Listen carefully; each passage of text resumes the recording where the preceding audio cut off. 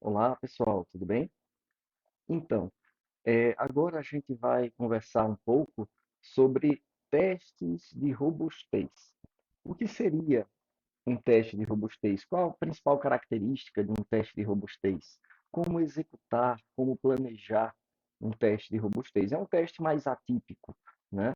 É um teste menos comum, digamos assim, menos disseminado, né? Mas é um teste que tem uma importância fundamental, principalmente em sistemas críticos, né? Quanto maior a nossa dependência do software, mais a gente deve testá-lo e maior a nossa preocupação com a sua robustez, ou em outras palavras, como o software se comporta na presença de falhas, né? Então, em alguns nichos de aplicação, não basta a gente testar as funcionalidades do sistema, os casos de uso, as user stories, né? As funcionalidades ou o comportamento normal, né? Mas é importante também como o sistema se comporta em situações excepcionais, em situações adversas, né? Então, dependendo do sistema ou dependendo do cenário de utilização, né, em um sistema crítico, por exemplo, né, pode ser até mais importante ou mais crítico testá-lo, né, em cenários adversos, né, em situações que possam ter um impacto até, quem sabe, em perda de vidas humanas. Vamos supor um sistema para controle automático da pressão de uma caldeira e ele tem um tratamento excepcional de que, em caso de alta pressão, né, ele pode ter um tratamento para esvaziar, digamos assim, a caldeira.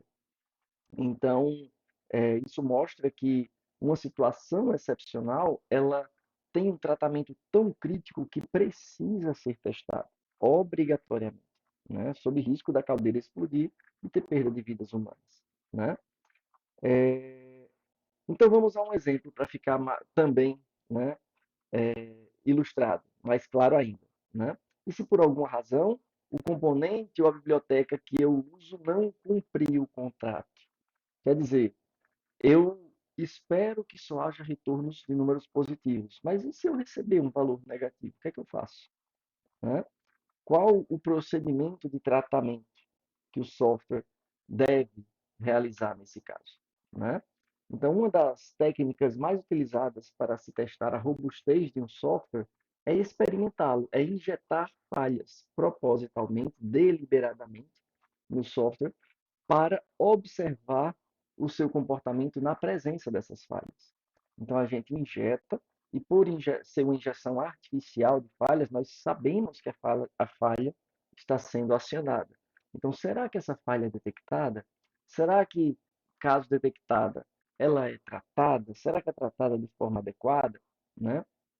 Então, ao injetar falha, observa-se o comportamento do software para validar suas dependências, avaliar o impacto dos erros, qualquer avaliação nesse sentido do comportamento excepcional ou do impacto do erro no software, né?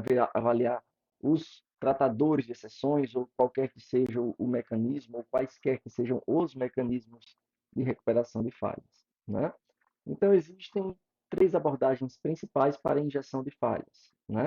A Simulation Based Fault Injection, que está mais ligada à simulação da execução do software, é mais na, é, relacionada, digamos assim, a um modelo simulado, né? Pode ser formal ou semi-formal, né? Hardware Fault Injection, que vai injetar falhas no hardware, seja na queda de rede, por exemplo, né? Para ver como o sistema se comporta sem acesso à internet, queda de energia elétrica, seja qual for a injeção de falha no hardware. Ou Software Fault Injection, que é o alvo, né, dessa aula, digamos assim, né? E algumas abordagens de Software Fault Injection, né? Tem a injeção em tempo de compilação, que é a Static Injection, e essa alteração, digamos assim, ela acontece, né, no código, né, ou então no montador do código, quer dizer, no código objeto, né? Então, pode acontecer, por exemplo, pensando em aplicações Java, uma alteração ou no código Java ou no bytecode, né? Pensando assim. Então, não há necessidade de codificação adicional, né?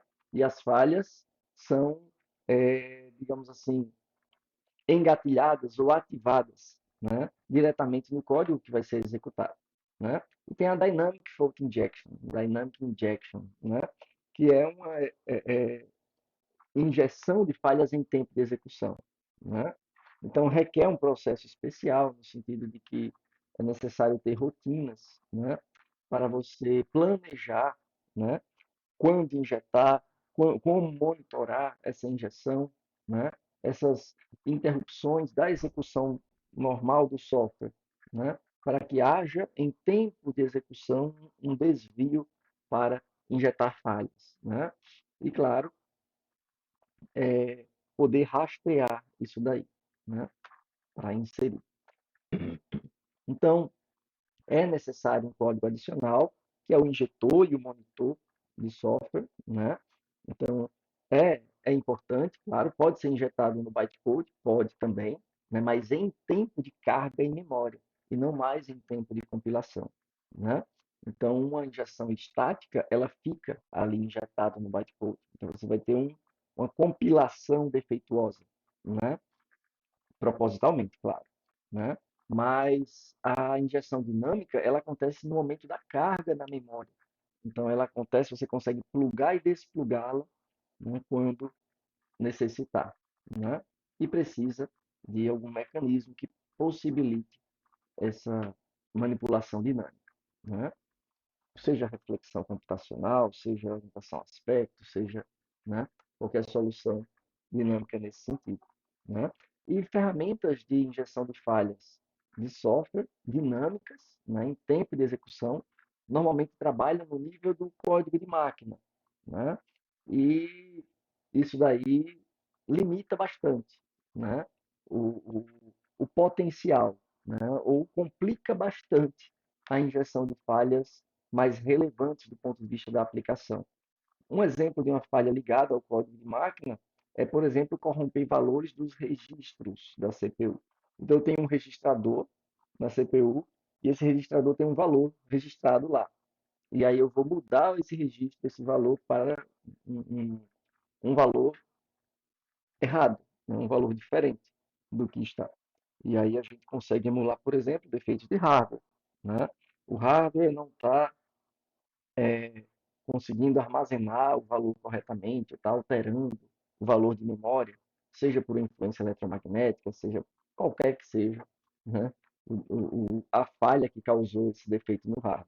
Mas é particularmente útil para isso. Mas tem pouca intrusão, isso é bom também, né, no código original da aplicação, porque a gente injeta falhas em outra seara, digamos assim, né?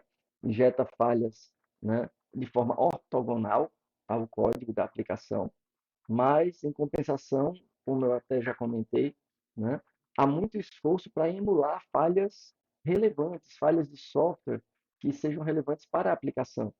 Por exemplo, atribuir um valor de atributo, né, diferenciado, mudar o valor do atributo de um objeto, mudar o retorno de um método de um determinado objeto, né? Então, isso daí é muito difícil de você fazer mudando registros, né, valores dos registradores. É muito difícil, né? Mas por que é importante emular falhas de software? Porque software está em toda parte, né? E software acontece falha neles o tempo todo e é a principal causa de defeitos sistêmicos. Quando falha o software, hoje em dia falha tudo, porque o hardware ele depende comumente do software, né? Ele não existe por si só, né? De forma autônoma, onde eu executo diretamente no hardware sem o apoio de um software. Hoje em dia, isso não acontece quase nunca, né? E claro, os softwares, eles estão cada vez mais, digamos assim, reutilizados. Então, é muito comum a utilização de componentes COTS. O que são componentes COTS? Né? COTS é uma sigla para Common Off the Shelf. Então, são componentes comuns de prateleira. Tá? Então, você, ao invés de desenvolver o software inteiro, é comum a gente reutilizar uma biblioteca, comprar ou usar um componente open source, né? Que esse componente open source não tem necessariamente, né, o, o, o perfil de um componente crítico, e mesmo que tenha, né, nós não podemos confiar em partes incorporadas ao nosso software. Se nós não confiamos no nosso software, imagine em partes desconhecidas, né? E os componentes COTS, muitas vezes, ou quase sempre, nós não temos acesso ao código. São componentes de prateleira. Então, se forem componentes comprados, normalmente são comprados sem acesso ao código.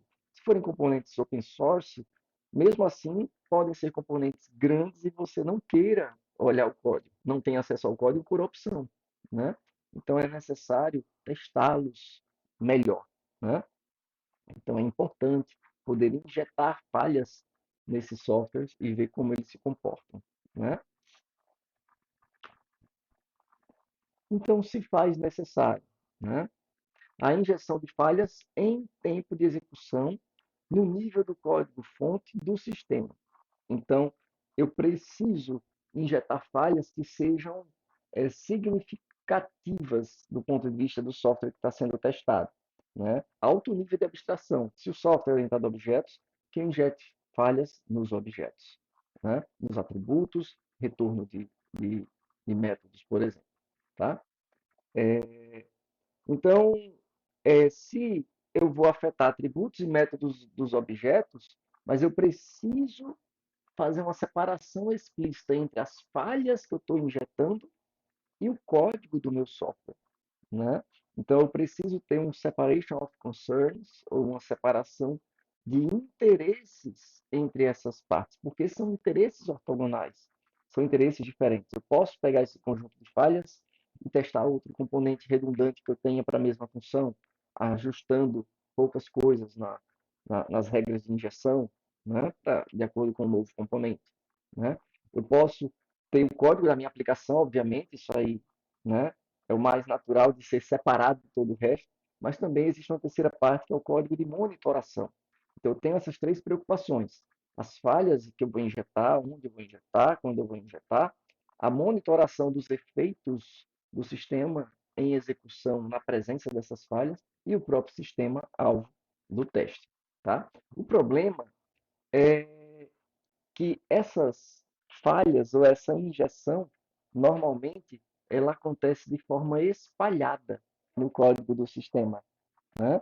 De forma espalhada, aqui representado por essas linhas vermelhas, né? Por essas linhas vermelhas. E essas linhas vermelhas representam eventuais, poderiam representar, né? Na verdade, isso aqui foi um, uma figura de um cross-cutting concern, né? De uma funcionalidade ortogonal do Apache, né? Então, se eu não me engano, era a funcionalidade de log, né? Mas só para ilustrar, vamos supor que esses traços vermelhos sejam justamente locais de injeção de falhas, né? Então, eu preciso injetar falha em todo canto, em várias classes do software, em vários objetos em tempo de execução, digamos assim, mas essas falhas, do ponto de vista da engenharia de software, deveriam estar separadas, um separation of concerns. Então, eu tenho falhas escritas em um lugar, um código de um monitorador escrito em outro, e o código da aplicação escrito em terceiro lugar. Então, como fazer essa separação? Isso lembra alguma tecnologia que nós já estudamos na disciplina de PLP, né? Esse espalhamento é um problema, né? Então, abordagens em potencial, né? Nós temos, por exemplo, reflexão computacional, né? Reflexão computacional versus programação orientada a aspectos. Duas soluções que a gente poderia adotar para o mesmo problema. Claro, reflexão computacional é muito mais poderoso, né? Consigo fazer muito mais coisas, né? A interferência pode ser tanto estrutural quanto comportamental. Quando eu digo estrutural, é adicionar atributos ou métodos em tempo de execução, né? Então, o meu software está ali rodando e eu consigo injetar métodos novos, né, no, no, meu, no meu objeto. Né? Isso aí é bem interessante. Né? Alta expressividade. Então, né? Já a programação orientada a aspectos não deixa de ser, digamos assim, pode ser visto como um subconjunto da reflexão computacional. né? Ele tem um foco mais comportamental, é menos expressivo, né? Tudo que aspectos faz, reflexão faz, e o contrário não é verdade. Mas, em compensação, programação orientada a aspectos é muito mais simples de implementar, tá? Muito mais simples de implementar. E, claro, né, quando a gente pensa em injetar falhas, normalmente a gente está preocupado com o comportamento, né? A gente está preocupado em alterações comportamentais no software. Afinal de contas, é isso que eu quero testar, é o comportamento do software, né? Então, programação orientada a aspectos pode ser suficiente para o nosso objetivo, tá? Então, reflexão estrutural e a reflexão comportamental. Lembrando que aspecto foca na comportamental, enquanto reflexão computacional em ambas, né? Então, a reflexão computacional tem a capacidade, ou, digamos assim, ela é uma funcionalidade, uma habilidade, melhor dizendo, que faz com que o software consiga se observar, tanto observar a sua estrutura quanto o seu comportamento e agir em tempo de execução para modificar, né? E para isso existem dois níveis, o nível base e o nível meta. Então, uma meta-informação, né, são dados que descrevem os aspectos do sistema. É como se uma classe tivesse acesso aos seus dados. Quais são os meus métodos? Aí ela tem meta-informações sobre si, nesse caso, que a descrevem seus métodos. Quais são os meus atributos? Tem meta-informações, né, sobre seus atributos e assim sucessivamente. Então, no nível base, é o nível dos objetos. No nível meta, é dos meta-objetos que interceptam as chamadas dos objetos, conseguem manipular antes e após a execução dos objetos. Então, eu consigo receber a requisição antes dele, repasso para ele, e ele, ao invés de retornar para quem o chamou, retorna para o meta-objeto, e o meta-objeto é quem retorna.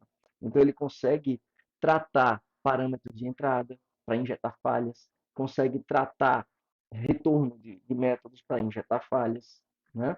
Então, ele consegue, inclusive, não executar o método, né? Omitir execuções de métodos, né? Para injetar falhas de omissão mesmo, né? De timeout, por exemplo. E a gente vai conhecer, né?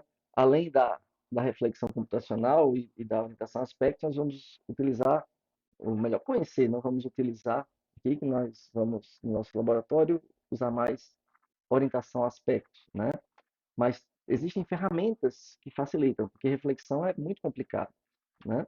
Existem ferramentas que usam reflexão ou usam orientação a aspectos e facilitam um pouco a nossa vida. No caso da ferramenta Jaca, ela usa reflexão computacional, né? Então, ela realiza injeção de falhas em tempo de execução, voltado para aplicações Java, né? Alta portabilidade, já que ela também é escrita em Java, né? E permite cadastrar diferentes modelos de falhas, né? Conjuntos de falhas a serem injetados, né? E monitores a observar, né?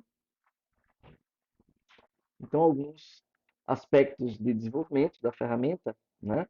O projeto dela é baseado nos padrões da injeção de falhas, né? Ela tem injetores, tem monitores, tem, né, a possibilidade de criar falhas, definir falhas, né? Ela é escrita em Java padrão, então a, a JVM padrão, sem nenhuma extensão ou biblioteca especial, né? Ela utiliza a biblioteca de reflexão computacional JavaSys, né? Uma biblioteca que herda de Java Reflection e incorpora várias funcionalidades de injeção em bytecode diretamente, em tempo de carga na memória, né? Em tempo de load, né? no class loader. Então, ele pode injetar, inclusive, dependências comportamentais, né? Acrescentar métodos em um objeto em tempo de execução é bem poderoso, né? E a reflexão computacional acontece no nível de bytecode durante o carregamento, como eu comentei, tá? E, basicamente, a arquitetura, né, da ferramenta, a ferramenta con- contém duas partes principais que eu tentei destacar aqui com essas setas azuis, né? Então, tem um Injector Manager, né, que no caso uma das preocupações que nós temos é a injeção da falha, então a definição da falha, né, onde eu vou injetar, né, qual modelo de injeção, se vai ser intermitente, às vezes sim, às vezes não, para ver como o sistema se comporta, ou uma falha permanente que sempre é injetada, né? E o monitor, né? Quais classes eu preciso monitorar, né? Então, quando eu escolho classes a serem monitoradas, os valores dos seus atributos e tudo mais serão logados, né? Serão armazenados. Agora, aí você diz, mas como se a classe tiver atributo privado? A reflexão computacional dá um jeito de enxergar mesmo que seja privado. Quer dizer que ela viola a visibilidade? É, viola. Né? Ela tem acesso privilegiado, digamos assim. Afinal de contas, ela se comporta como se fosse aquele objeto. Então, ela tem acesso a tudo do objeto, né, que está sendo alvo do teste, né? Digamos assim, o alvo da monitoração. Né? Então, basicamente, nós temos, né, a classe da aplicação, e a classe da aplicação ela é embaralhada, né, com meta-objetos, digamos assim. Né? Então, ao ser embaralhado com meta-objetos, nós temos alguns ganchos que nos permitem observar e manipular esses objetos. Então, quando eu posso observar e manipular esses objetos, eu posso, né, interferir no seu comportamento e observar, monitorar, né, os valores dos atributos em tempo de execução, por exemplo. E em relação à programação orientada a aspectos, né?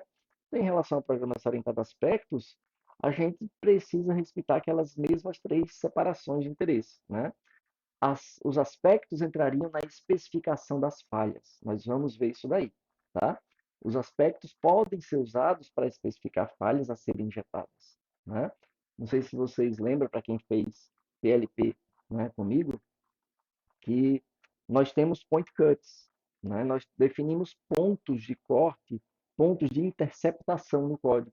E a gente define esses pontos e define o aspecto em si, o advice, né? Para interceptar, para injetar código falho, redundante, né? O defeituoso, digamos assim, uma vez acionado, né? No software. Nós veremos isso na prática, tá?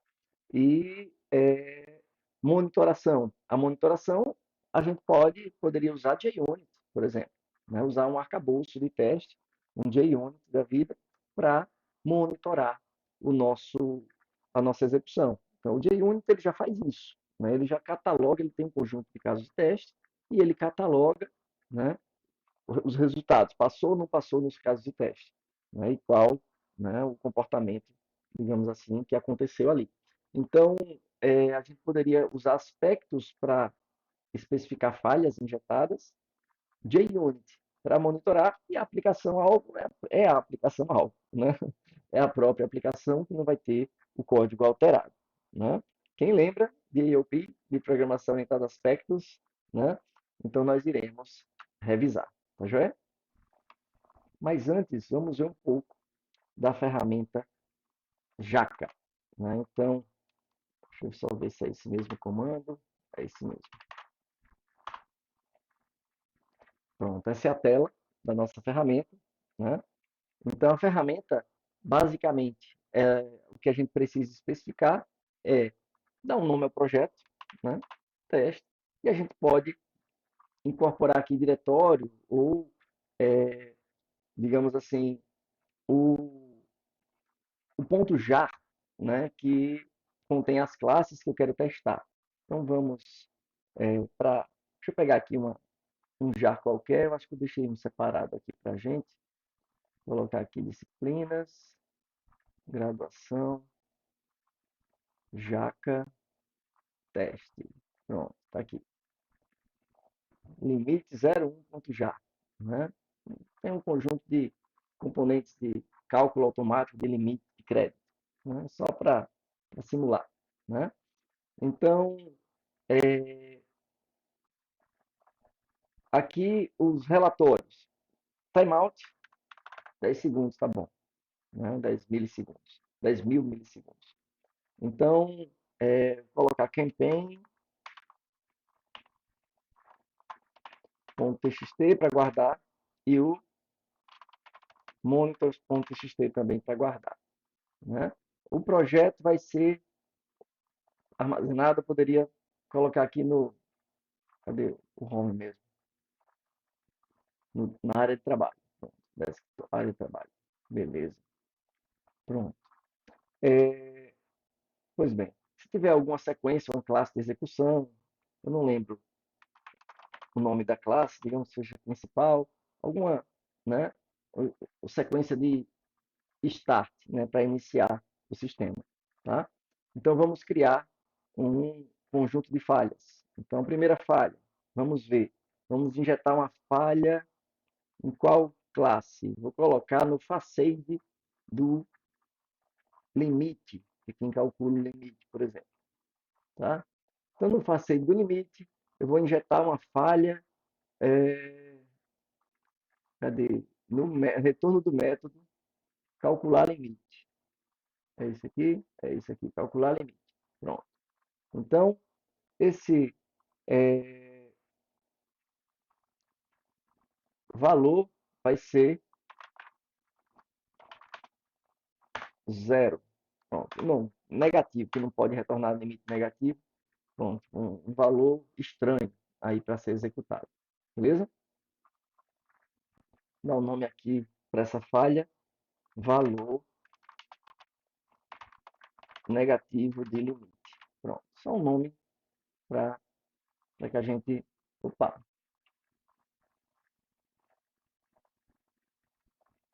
o segundo zero, pode começar lá já de cara. Esqueci de preencher aquele campo. Beleza. Então, vamos agora para os monitores, só para a gente, né, ter um exemplo. Quando eu executar esse cara daí, eu quero monitorar o impacto dele no facete de empréstimo e não de limite, né? Então, o facete do empréstimo vai ser monitorado para eu ver como ele reagiu a ao valor negativo que foi recebido, tá? Então, monitor do empréstimo. Pronto. Beleza? Create monitoration. Beleza. Ótimo. E aqui a gente poderia escrever campanhas, né? Então vamos criar uma campanha de teste, e essa campanha vai rodar nossa única falha, vai injetar nossa única falha e monitorar no nosso monitor. Eu poderia escolher aqui do nosso conjunto criado, né? Pronto, crio campanha e aí a gente executa o sistema para analisar o arquivo de log. Então, vou the run, primeira execução, depois executo a campanha, né?